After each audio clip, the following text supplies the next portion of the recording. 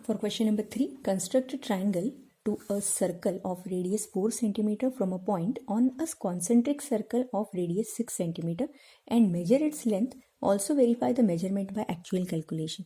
So with this center O, first I have drawn this circle with radius 4 cm and this one more circle with the radius 6 cm. And then I have chosen one point P here on this bigger circle. And from here we have to draw two tangents to this smaller circle. So the method will be same. Again we'll take midpoint of this distance OP like the previous example. So here we'll first construct for the perpendicular bisector. We'll join this. Okay, this point we are going to select as the midpoint. Okay, and so this is 6 cm exactly. The midpoint has come on 3 cm. So let this be the point M. Now what is the next step? As we have done in the previous problem also, with M as a center and MP as a radius, draw the circle to intersect the smaller circle at points Q and R. So the same method is there again with M as a center and MP as the radius. It will be same as OMO also. So again one more circle will be forming here. Okay, sorry.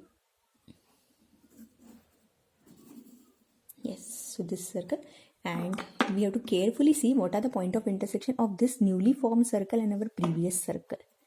These are the points of intersection. So these points you can give as Q and this point you can give as R. So these are the points where this tangent is going to form. So this is PQ and this is PR, which is the tangent.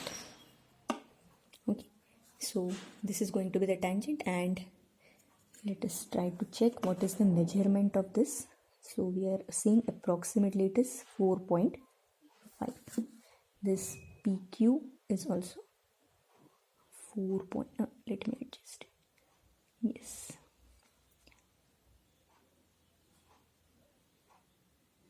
Yes, nearly 4.5. Okay, so in this way these two tangents are forming.